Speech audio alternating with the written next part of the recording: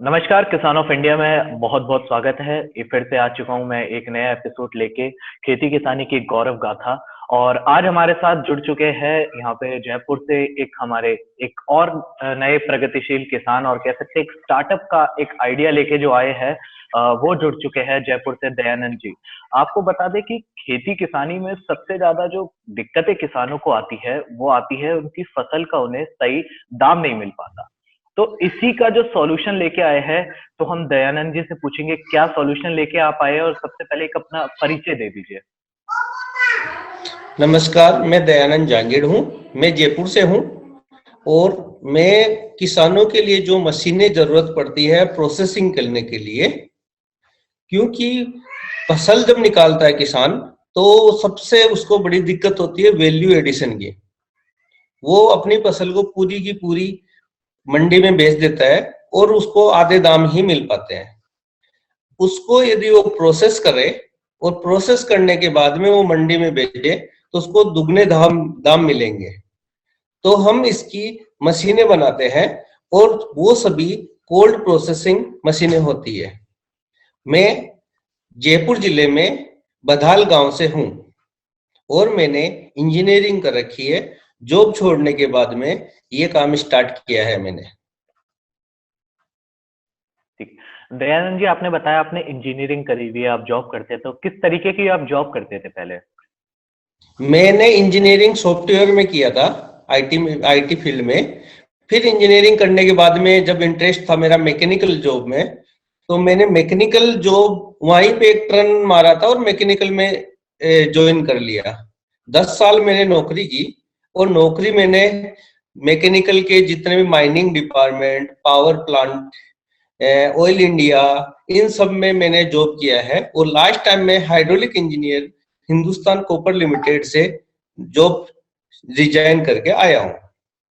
आज अपनी जितनी भी फूड प्रोसेसिंग चल रही है मार्केट में, सबकी सब बड़ी बड़ी मिलें चलती है और मिल से सब जितना भी फूड होता है, चाहे आप आटा ले लो, आप चाहे मसाले ले लो, आप चाहे तेल ले लो, सबके सबके न्यूट्रिशंस खत्म हो जाते हैं और विदाउट न्यूट्रिशंस की सामान मार्केट में आते हैं, जिससे ना तो अपनी बॉडी रिकवर कर पाती है और ना ही हम रोगों से बच पाते हैं।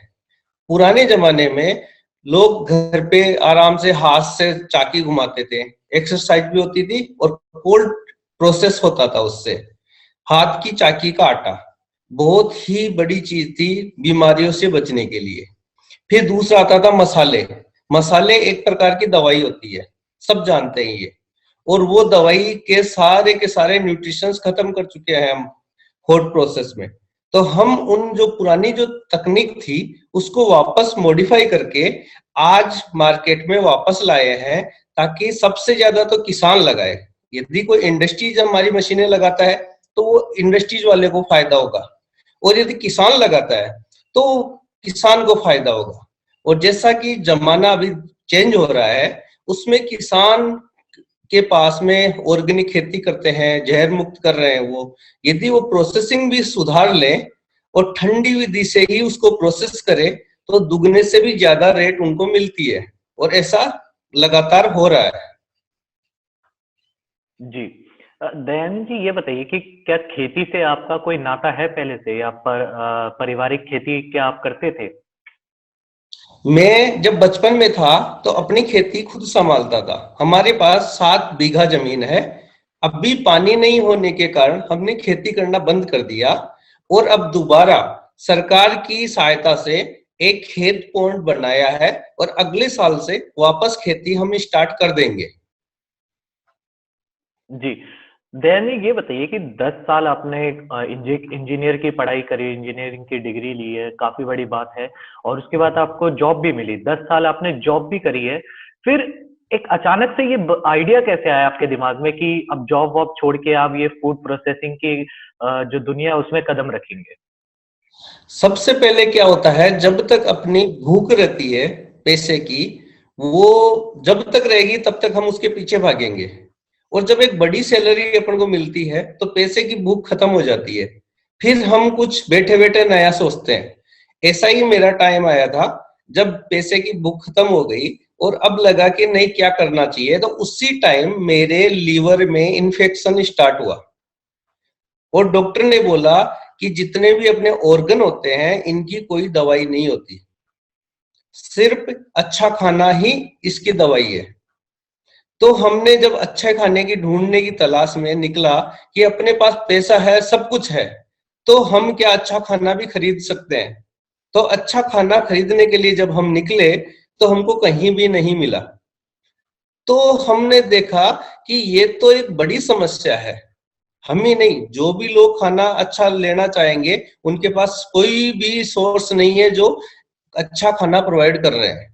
तो और पूरा का पूरा फील्ड भी ऐसा ही पड़ा हुआ है।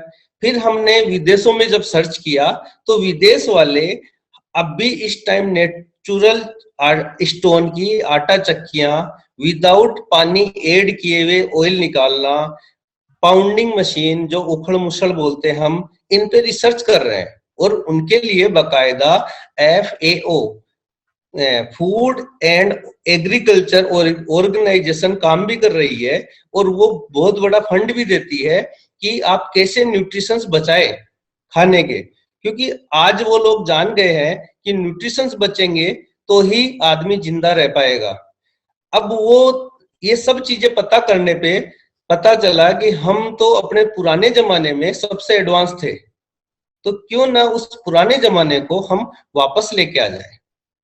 तो हमने पुराने जमाने की एक एक मशीन पकड़ी और मोटराइज करना स्टार्ट कर दिया।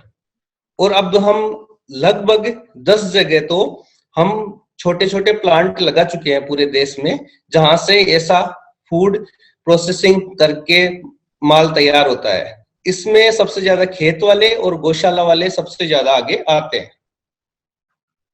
और इसमें अपन तेल की बात करें तो अपना जो तेल होता है उसमें सबके आंखों के सामने पानी की मिलावट करते हैं, जबकि अपने शास्त्रों में लिखा गया है कि शहद और घी और तेल कभी खराब नहीं होते, जबकि अपना तेल 6 महीने में खराब हो जाता है। तो उस पे भी जब रिसर्च करके देखा तो जो पानी की मिलावट हो रही है वो सबके सामने हो रही है और उसके अल्टरनेट में कोई मशीन भी नहीं है। तो विदेशों में जब पता किया तो वो प्रेस टेक्नोलॉजी से निकालते हैं, तो हमने भी अपनी मशीनें डेवलप कर ली उसी क्वालिटी की। जी। दयानंद जी, हमेशा अक्सर ये कहा जाता है कि समय के साथ हमें चलना चाहिए, समय के साथ साथ हमें आगे बढ़ना चाहिए। तो ये जो समय है, कहा जाता है कि तकनीक का समय है, कि टेक्नोलॉजीज का समय है, यहाँ पे नई नई इन्वेंशन हो रही है, नई नई टेक्नोलॉजीज आ रही है। तो आप इन तकनीक को छोड़ के वापस से वही पुराने जमाने के जो उपकरण हुआ करते थे, जिससे आटा चक्की पीसी जाती थी, आटा निकाला जाता था, तेल निकाला जाता था, जो कोलू बोलते हैं, तो उसी तरफ आप वापस क्यों जाना चाहते हैं? पुराने जमाने की अपन बात करें तो अपना जो शास्त्रों का ज्ञान था, अभी मैं 100 साल या 1000 साल की बात नहीं कर रहा हूं, मैं 2000 साल पहले की बात कर रहा हूं, जिस जमाने में शास्त्र लिखे गए थे। और उस जमाने में अपने पाक शास्त्र भी था, हर चीज का शास्त्र था, और वो इतना ज्यादा एडवांस था कि आज की दुनिया उस टेक्निक में पहुंचने के लिए कम से कम 2000 साल और ज्यादा लग जाएंगे, तब भी नहीं पहुंच पाएगी। इसलिए अपन को रिसर्च करने से ज्यादा है पुराने शास्त्रों को उठा के उस तरीके को नए जमाने में डेवलप करना है। जैसे हाथ की चक्की का जो कोल्ड प्रोसेसिंग का जो फॉर्मूला है, वो आज कितना भी एडवांस मशीन आ जाए वो कभी भी उस टेक्नोलॉजी को टक्कर नहीं दे पाएगा। इसलिए हम थोड़ा पीछे जाके, ताकि रिसर्च का टाइम अपन को बचा सके और सिर्फ कॉपी मार सके अपन, तो हमने वहां पीछे से रिसर्च मारी और आज के जमाने की एडवांस मशीन हमने लॉन्च की हुई है। जी। दयानंद जी, ये बताइए कि आपके पास कौन-कौन सी मशीनें हैं? किस तरीके की मशीनें आप देते हैं, या किस तरह की मशीनें किसानों को फ़ायदा पहुँचा सकती है? देखिए, जैसे किसान अपने यहाँ पे सबसे ज्यादा भारत में गेहूं उगाता है। गेहूं का आटा, गेहूं तो उनका लगभग 20 रुपए 22 रुपए में बिकता है, और मार्केट में गेहूं का आटा अच्छी से अच्छी क्वालिटी में 40 रुपए में बिकता है। लेकिन उसी गेहूं को अपन हाथ चक्की से पीस के यदि देते हैं तो मिनिमम रेट 50 रुपए है और मैक्सिमम 70 रुपए है। तो ये जो डिफरेंस है, बहुत बड़ा डिफरेंस है। इसमें किसान अपने घर पे एक मशीन लगाएगा और उससे पीस के मार्केट में आराम से सेल आउट कर सकता है। इसमें कोई इश्यू नहीं है, हमने मार्केटिंग करके देखा है। इसलिए अपना एक तो हो गया पीसने का मशीन, आटा पीसने का, सभी आटा पीसने का। दूसरा हो गया चावल। चावल को जब छिलका उतारने की, वो भी हॉट प्रोसेस में होता है, तो उसकी भी लोग बोलते हैं हमको पुराने जमाने की पाउंडिंग किया हुआ चावल चाहिए। तो पाउंडिंग की मशीनें अवेलेबल नहीं है मार्केट में, तो वो पाउंडिंग की मशीन भी हम अवेलेबल करवाते हैं। ये तो गेहूं और चावल, ये तो अन्न में आ गए। बाकी मिलेट्स वगैरह सभी पीसे जा सकते हैं अपनी पीसने की मशीन में। फिर आते हैं मसालों में। तो मसालों में लाल मिर्च एक ऐसी चीज है, यदि उसको ओरिजिनल रूप में अपन H5 कैटेगरी की जो मिर्चें हैं, वो जो आज भारत सबसे ज्यादा एक्सपोर्ट कर रहा है, उसको यदि पाउंडिंग करके अपन खाएं तो हार्ट के ब्लॉकेज आराम से हटा सकते हैं। और डॉक्टर भी बोलते हैं कि यदि किसी के हार्ट अटैक आए तो उस टाइम उसको 2 चम्मच लाल मिर्च खिला दीजिए। तो ये बहुत बड़ा उसका केमिकल होता है अपने मिर्च में, वो उड़ जाता है हॉट प्रोसेस के, उसको पाउंडिंग करके अपन रोक सकते हैं। तो अपन पाउंडिंग की मशीन देते हैं, पीसने की मशीन देते हैं जिसमें मसाले सारे तैयार होते हैं। फिर अपन देते हैं छानने के लिए, वो उसका अटैचमेंट है छानने की मशीन। फिर अपन दे रहे हैं तेल निकालने की, जो बीज को तोड़े बिना ही तेल निकाल देती है, सिर्फ थोड़ा सा पिचकाती है। तो उसकी जो खड़ी निकलती है, जैसे कोकोनट की हुई, अपना ग्राउंड नट की हुई, इनकी जो खड़ी है उसकी वैल्यू अच्छे से नहीं मिल पाती है। लेकिन अपनी मशीन में जो खड़ी निकलती है उसकी रेट बहुत अच्छी निकलेगी। फिर उसके बाद आती है अपनी वेट ग्राइंडिंग, जो गीली लाल मिर्च को अपन पीसते हैं। तो लाल मिर्च एक, शायद ये राजस्थान में चलता है चटनी, पूरे भारत का मेरे को पता नहीं है। ये गीली अपन लाल मिर्च की चटनी भी दे रहे हैं। अब थोड़ा सा हम गौशालाओं पे जा रहे हैं, वहां पे रिसर्च करना है हमको, वो मशीनें बाद में आएगी। जी, दयानंद जी, ये बताइए कि आपने बोला कि हाथ से चलाने वाली जो चक्की है, जो आटा चक्की है, उसमें किसानों को ज्यादा फायदा होगा। लेकिन अगर देखा जाए तो हाथ से चलाने वाली जो चक्की है, आटा पीसने वाली, उसमें समय ज्यादा लगेगा, प्रोडक्शन कम होगा आपका। लेकिन वहीं अगर हम दूसरी तरफ देखते हैं, मोटर जो इलेक्ट्रिसिटी से चलने वाली मशीन है, उसमें आपको समय भी कम है और प्रोडक्शन भी ज्यादा है। तो किसान कैसे फायदा ले सकता है हाथ से चलाने वाली चक्की का? हाथ से चलने वाली चक्की अपन ने नाम लिया है, जबकि चलती वो मोटर से है। और प्रोडक्शन उसका, छोटी मोटर लगी रहती है 1 HP की। जैसे 3 HP की बड़ी मोटर लग के जो फास्ट चलने वाली मशीनें हैं, वो 1 घंटे में 15 से 20 किलो पीसती है। और अपने वाली मशीन 1 HP की मोटर लग के 1 घंटे में 4 से 5 किलो पीसते हैं। तो यदि इलेक्ट्रिसिटी का अपन देखते हैं तो बराबर आता है। जो कॉस्ट, प्रोडक्शन कॉस्ट है, वो एक जैसी है दोनों की। जबकि उसके बाद में अपना जो क्या बोलते हैं, रेट, प्रोडक्ट की रेट, वो बहुत ही ज्यादा डिफरेंस आता है। तो प्रोडक्ट तो कम निकलेगा, लेकिन अपन का जो वैल्यू होगी एक दिन में, वर्किंग वैल्यू, वो बहुत ज्यादा रहेगी अपनी। और अपनी हाथ चक्की हाथ से नहीं चलती है, मोटर से ही चलती है। जी, दयानंद जी, ये बताइए कि किसान जो है वो क्या क्या आपके हिसाब से उसे क्या करना चाहिए? या तो वो फसल उगाए, जब उसकी फसल कट जाती है तो उसे क्या करना चाहिए? आपके हिसाब से उसे मंडी में नहीं बेचना चाहिए, उसे फूड प्रोसेसिंग करनी चाहिए, उसे खुद फूड प्रोसेस करके मार्केट में उतारना चाहिए। लेकिन क्या ये पॉसिबल है कि किसान पहले अब एक तो फसल उगाए, उसके बाद अगर मान लीजिए 6 महीने की फसल है तो 6 महीने उसको इंतजार करेगा, कटने के बाद उसको प्रोसेस करेगा, फिर वो धीरे धीरे करके मार्केट में जाएगा। अब बिके ना बिके, वो भी एक सवाल इस पे खड़ा होता है। तो इतने लंबा समय जो है, उस बीच वो कैसे सरवाइव करे? सबसे पहले अपन को जितनी फसल होती है उसको पूरी को पूरी अपन को बेचना नहीं है, आधी बेचनी है और आधी को रख लेना है। उसके बाद में हर किसान के घर में बच्चे होते हैं, वो बाजार में जाते हैं, मार्केट में जाते हैं, शहरों में जाते हैं, केवल बेरोजगारी के नाम पे। घर में किसान की घरवाली भी होती है, एक माहौल बना रहता है कि यदि वो पूरे घर वाले मिलके 2 घंटे भी काम करेंगे ना, तो एक दिन के आराम से 2000 रुपए का काम कर लेंगे। मशीन एक मशीन ले लेनी है, जो भी उसकी फसल होती है, यदि गेहूं उगा रहा है तो गेहूं की, चावल उगा रहा है तो चावल की, और पर डे केवल 20 या 25 किलो प्रोसेस करनी है। और उसको जाके उसका बेटा मार्केटिंग करके बाजार में जाके मार्केटिंग करेगा, घर घर जाके अपना एक नेटवर्क स्थापित कर लेगा। जब वो किसी कंपनी में काम कर रहा है तो भी तो घर घर उसको भेजती है, और वो खुद का प्रोडक्ट लेके जाएगा। 10 घर 100 घर जितने भी उसको कनेक्ट है, कंटिन्यू केवल उनको ही सप्लाई देनी है और कहीं भी नहीं जाना है। तो स्टार्टिंग के पहले साल उसको दिक्कत आएगी, दूसरे साल से सब कुछ रेगुलर हो जाएगा। उसका बच्चा भी नौकरी पे हो गया, खुद के जॉब है, घर पे भी काम हो गया, और किसान को ज्यादा कुछ करना भी नहीं है। जब अपना खेती चलती है तो पर डे 2 घंटे तो वो निकाल सकता है इसमें से, और बाकी के उसका बेटा भी काम करेगा। घर पे जब अपन काम करते हैं तो ये चीज मैंने भी देखी है कि बाप तो घर पे है, बेटा सिटी में है, माँ बुढ़ी है, कोई किसी का कुछ नहीं हो रहा है और काम सब कर रहे हैं और एक रोटी खाने के लिए।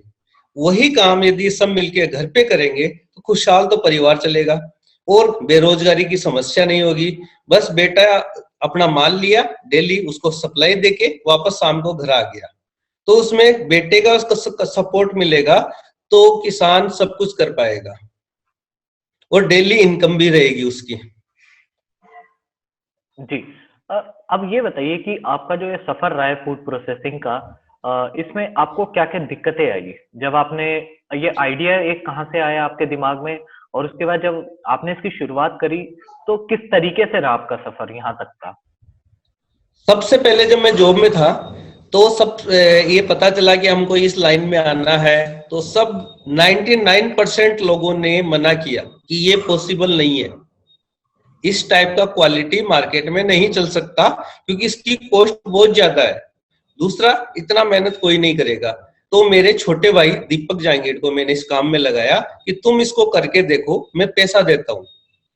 तो पैसा बहुत आता था सैलरी में, तो उस पैसा लगभग 1 साल तक हमने इन्वेस्ट किया और एक टेक्नोलॉजी डेवलपमेंट कर ली।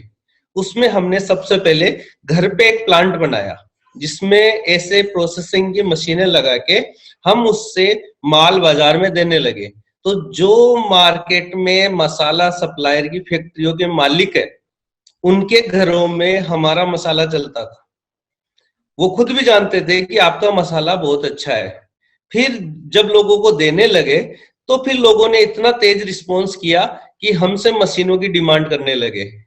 मशीनों की डिमांड आई तब मैंने नौकरी छोड़ दी और हम सब आज मिलके, हमारा 8 जनों का स्टाफ है, हम सब मिलके मशीनें बनाते हैं और इंस्टॉल करते हैं जगह जगह। मेरे को नहीं लगता कि कहीं भी ऐसा कोई दिक्कत आता है क्योंकि अपन अच्छी चीज लेके मार्केट में उतरे हैं।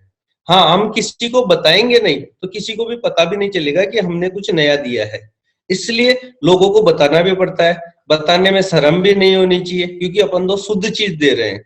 यदि अपन कोई मिलावटी चीज दे रहे हैं तो कोई अपन को शर्म आनी चाहिए। और मेरी तो ये राय है कि यदि कोई लेके निकलेगा कि मैंने ये ऐसा काम किया है, खाके देखिए, जिस रसोई में एक बार घुस गया है ऐसा माल, तो वो रसोई हमेशा ही ऐसे डिमांड करती रहेगी। ऐसे मसाले आटे लोअर से लोअर कैटेगरी वाले भी पसंद करते हैं और हायर से हायर भी। बस ये है कि थोड़ा सा जमाना चेंज हो गया है, इसलिए लोग मेहनत करने से थोड़ा सा पीछे हटते हैं, और यदि मेहनत करने वाली नियत आ गई तो फिर कुछ भी असंभव नहीं है। जी। दयानंद जी, एक बात मैं समझना चाहूंगा कि आपका जो एक फूड प्रोसेसिंग का जो कॉन्सेप्ट है, ये पहले ही इसी इंडस्ट्री के अंदर, इसी बिजनेस के अंदर बहुत बड़ी बड़ी कंपनियां हैं जो हजारों लाखों किसानों से एक मास प्रोडक्शन करती है, फसल लेती है उनसे, उनका जो फसल होती है वो खरीदती है और उसका मास प्रोडक्शन करती है।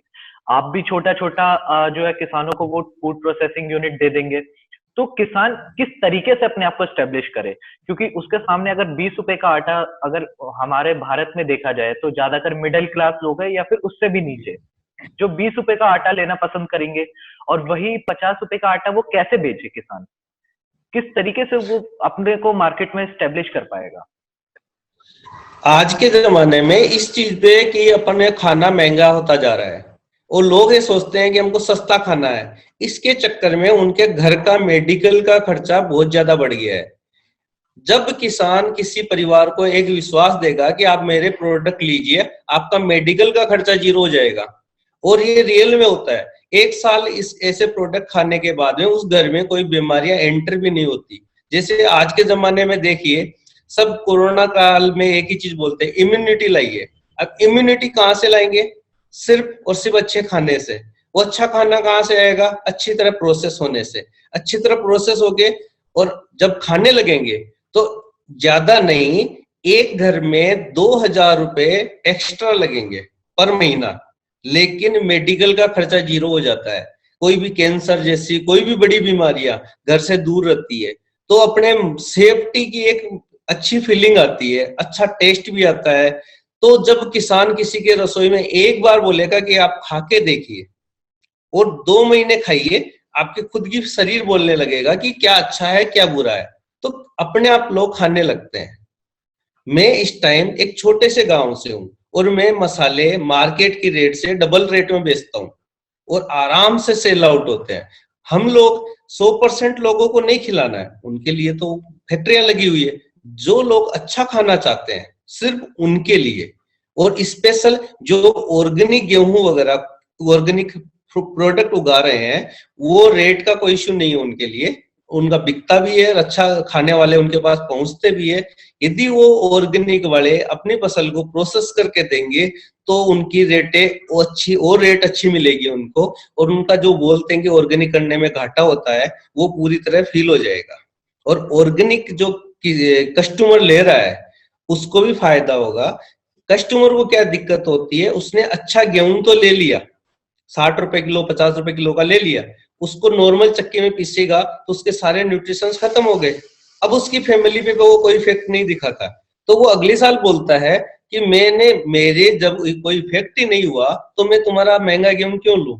जबकि इन कोल्ड प्रोसेस में जब प्रोसेस करता है तो आटा बनाता है या मसाले बनाता है, तो मसालों का तो 7 दिन में इफेक्ट दिख जाता है परिवार पे, और आटे का 1 महीने में दिखने लगता है, और तेल का दूसरे दिन ही इफेक्ट दिख जाता है कि क्या फीलिंग आ रही है। इसलिए इतना इफेक्टिव है कि मेडिकल खर्चों को जीरो कर सकता है ये।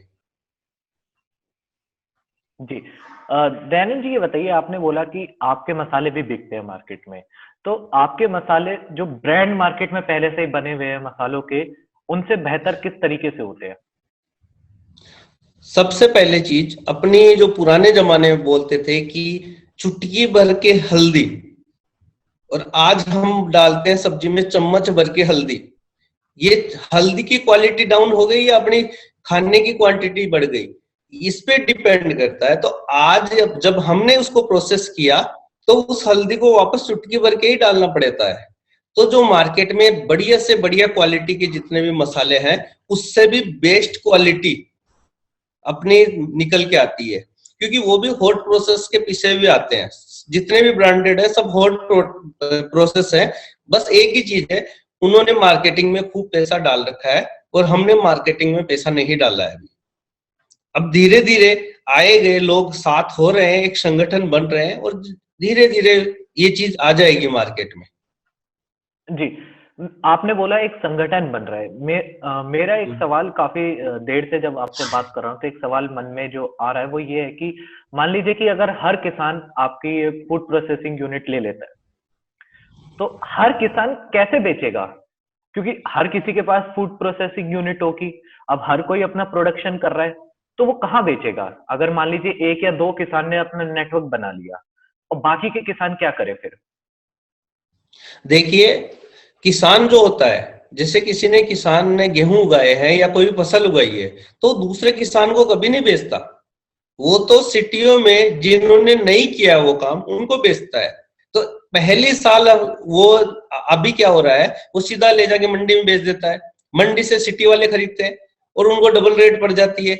सिटी वाले ढूंढते हैं कि गांव में से कहीं मिले हमको, तो किसान के बेटे को सिटी में जाके घर घर जाके एक बार अपना नेटवर्क बनाना होगा कि मेरे घर में जितना गेहूं हो रहा है वो 100 परिवार के लिए है, तो 100 परिवार को एक बार कनेक्ट करना पड़ेगा। और 100 परिवार एक बार कनेक्ट हो गए तो उसका हर साल का प्रोडक्शन फिक्स है। ऐसे तो है नहीं कि एक बार 100 का करेगा अगले साल 200 का करेगा। वो 100 परिवार उसके फिक्स हो जाएंगे।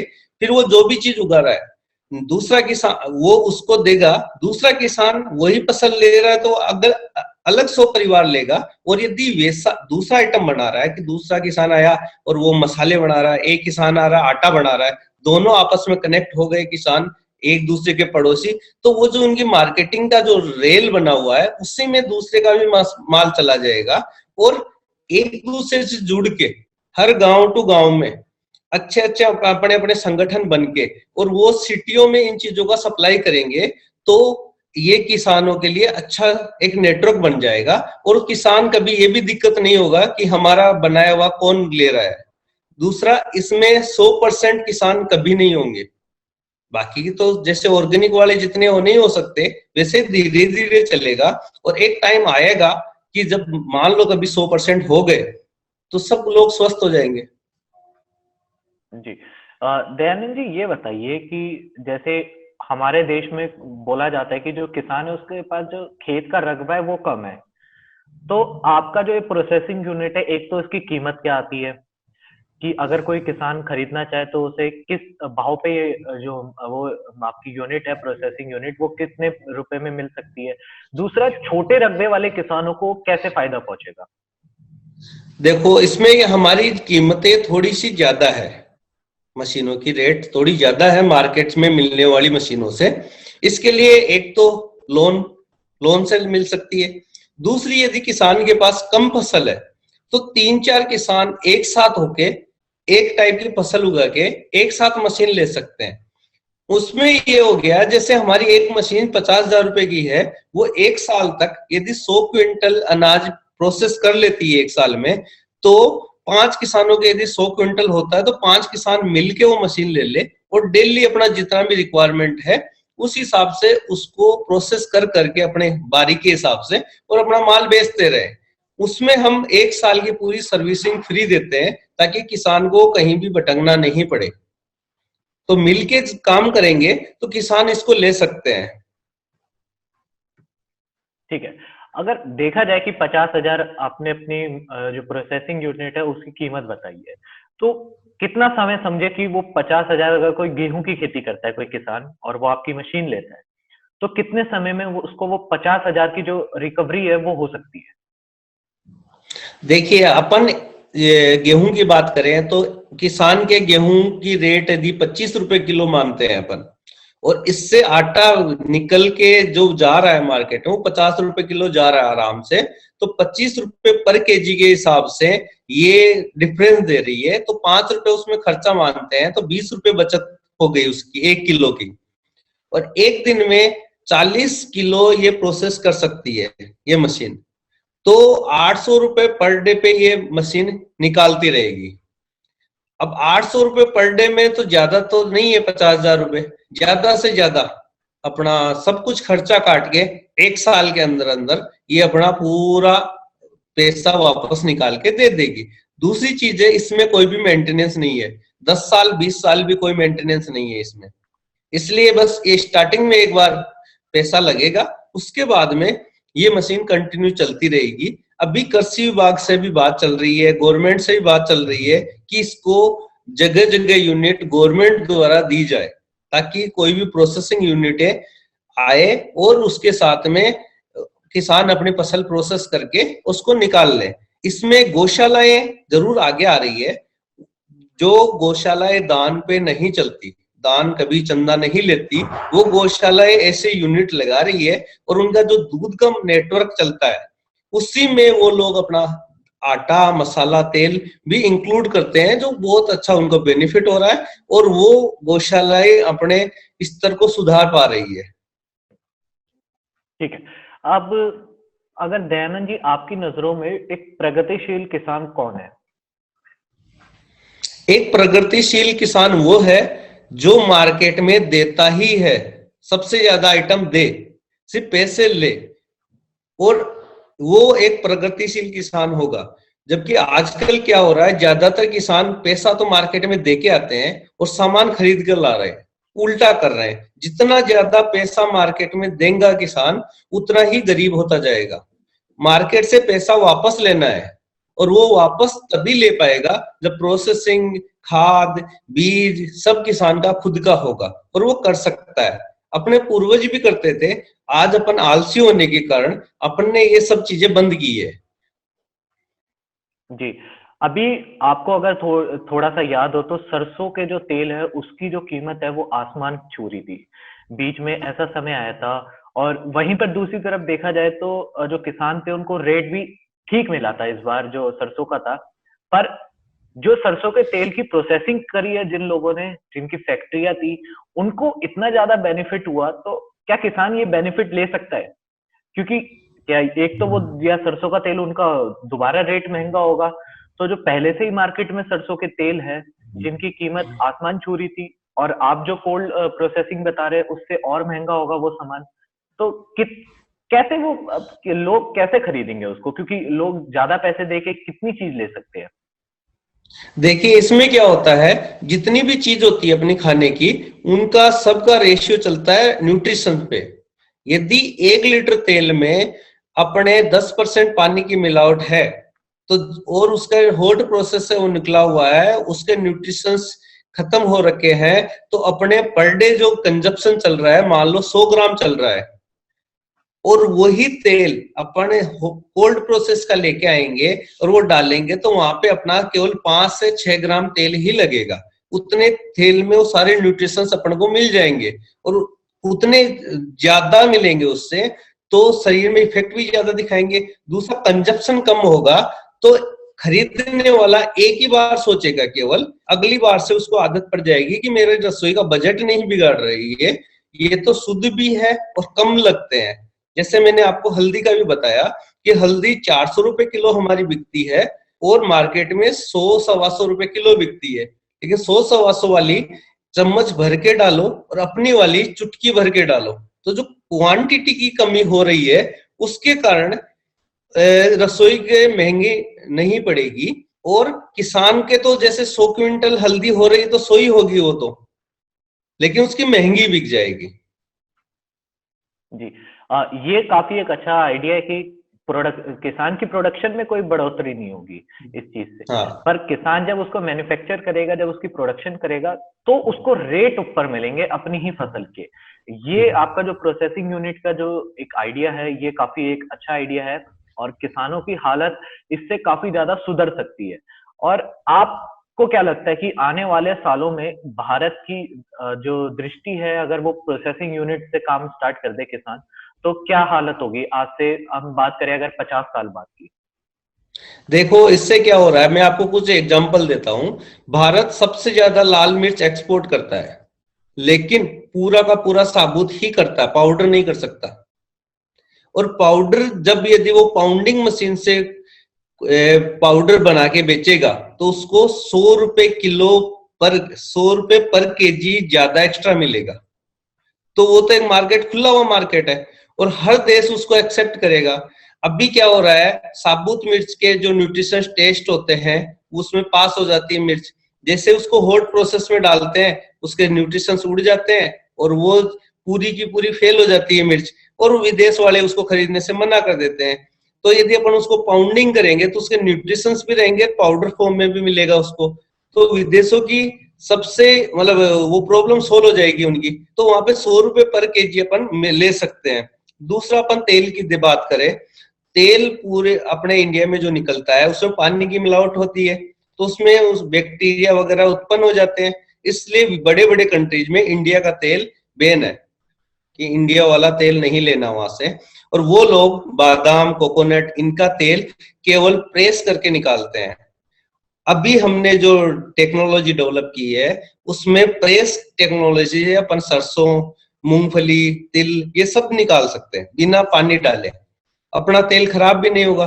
तो एक्सपोर्ट में बहुत अच्छा पैसा मिलेगा, और जब हाई क्वालिटी का चीज अपन बनाने लगेंगे तो पैसे की क्वालिटी के कारण पैसे भी ज्यादा मिलेंगे अपन को। जैसे और मतलब जितने भी प्रोडक्ट मान लीजिए, सबके सब एक ही चीज में है कि अपन लोग ज्यादा अच्छी क्वालिटी उत्पन्न करेंगे तो ज्यादा पैसा अपन को मिलेगा। और किसान को यदि वो पैसा डायरेक्ट मिल रहा है तो फिर डायरेक्ट किसान उन्नति की ओर बढ़ सकेगा। जी। दयानंद जी, आपसे बात करके हमें बहुत अच्छा लगा। आपके जो आइडिया है, आपकी जो एक सोच है कि एक किसान को प्रगतिशील की तरफ कैसे बढ़ाया जाए और जो आपका प्रोसेसिंग यूनिट का जो एक तरीका है, वो किसान की हालत में ज़रूर सुधार लेके आएगा। किसान ऑफ इंडिया आपका बहुत-बहुत धन्यवाद करते हैं कि आपने हमसे बात करी। आपने लाखों लो जो लोग आपको इस वक़्त सुन रहे हैं, उनसे बात करी और उनको कई चीज़ों के बारे में बताया है, कई चीज़ वो आपसे सीखेंगे और अपनी खेती में भी वो ज़रूर इस चीज़ों को ऐड करेंगे, इस चीज़ों को शामिल करेंगे। तो दयानंद जी, आपका बहुत-बहुत धन्यवाद हमारे साथ बात करने के लिए और आप सभी दर्शकों को नमस्कार मेरा एक बार। किसान ऑफ इंडिया के यूट्यूब चैनल को सब्सक्राइब करने के लिए नीचे दिया सब्सक्राइब बटन दबाएं और किसान ऑफ इंडिया से जुड़े सभी अपडेट्स को पाने के लिए बेल आइकन दबाना ना भूलें।